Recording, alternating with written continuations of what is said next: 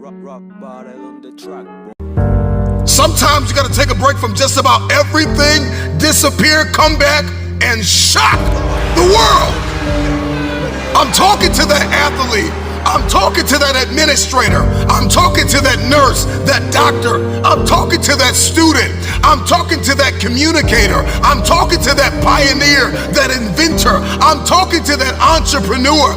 I'm talking to that preacher.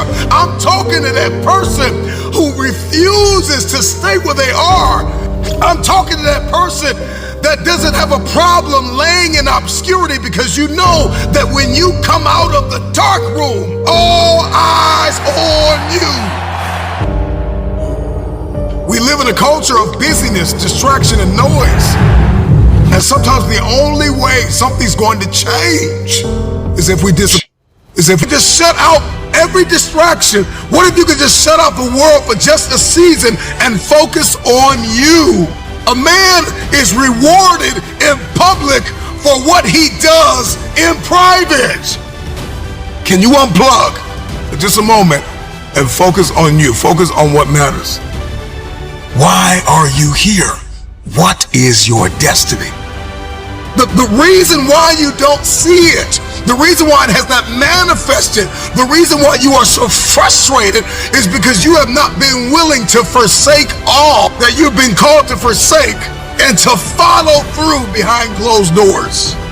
Sure, you can talk about it. Sure, you can plan it. Sure, you can write it down. Sure, you can go to the conference and hear about it. You can read about it. But at some juncture, you have to disappear and put the work in and come back and shock everybody that doubted you. I'm talking to that man, that woman, that boy, that girl who feels the fire in their belly. It's time for you to shock the world. You may have to sleep in your car. You may have to go without food. You may have to bounce around from couch to couch. You may have to sacrifice like nobody in your family ever has. But can you do it behind the scenes when nobody's looking, when nobody's watching, when nobody understands the measure of passion that you carry? Can you keep going? Don't stop. It's time to look ourselves in the mirror and come to the resolve that this version of ourselves is not going to carry us in the stretch. That I've been this version of myself long enough that if I don't change, if I don't this, then I'm going to find myself bankrupt. Some of the most monumental and transformational portraits and pictures that we've ever seen were developed in the dark room. We celebrate athletes and we celebrate critical thinkers and innovators and actors, and we praise them and coin them our heroes, and we follow them by the millions. We love what they do in public, but you don't know the story behind the glory. You don't know the blood, the sweat. You didn't see the tears that they cried, the prayers that they prayed, the countless weeks where they went without sleep to get where they are. One of the greatest tragedies in life is to live and not know why you're living. I'm just wondering if there's anybody here that wants their future, that wants to fulfill their destiny, that wants to manifest, that wants to walk in discipline and determination. I'm just wondering, is there anybody here that's willing to disappear? Are you willing to forsake all distractions? Can you hide yourself in the library? Can you hide yourself in the gym? Can you hide yourself in the boardroom and plan and caucus and do what is required behind the scenes in order to manifest? Hide yourself in your books. Attention has to be worth your time. So now it's time to navigate and do an appraisal of everything that's in our life, everything and everybody in our life. Time to do an appraisal and ask them this question: are you worth my time? If you're not, it's time to unplug. Time to unplug. Time to unplug.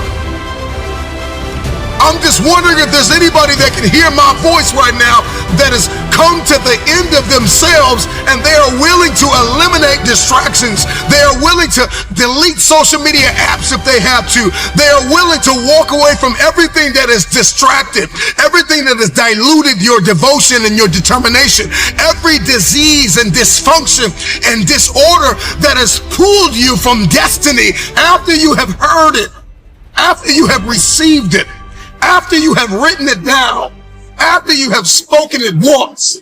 Do what is required to manifest it into reality. If you can see it in your head, you can hold it in your hand. Stop telling everybody what you're going to do. Stop telling everybody what your next move is, and just disappear and do the work that is required. Don't be bitter. Don't be frustrated. Listen, just remain faithful behind the scenes. Promotion is coming. Stages and opportunities are being prepared right now as you sacrifice in secret, as you put the work in the dark room, as you do what is required to hold in your hand what you see in your head. When no one is there to affirm you, when nobody's there to validate you, when nobody is there to agree with you, you build in the dark and you announce it when it's finished.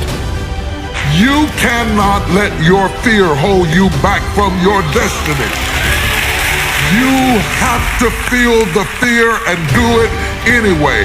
Do it broke, do it scared, do it nervous, do it trembling, do it on your knees, do it with help, do it on crutches, do it in a wheelchair, because you don't want to end up in a nursing home sitting on a bedpan wondering what would have happened if you'd only had more courage. You don't want to end up in an old folks home and your dying thought is, I wish I had her. Because the one thing that you will never get is more time. So you don't have time to allow your fear to incarcerate you when you have the key. Reach around there, unlock the door, and step into your destiny. Rock bottle on the track.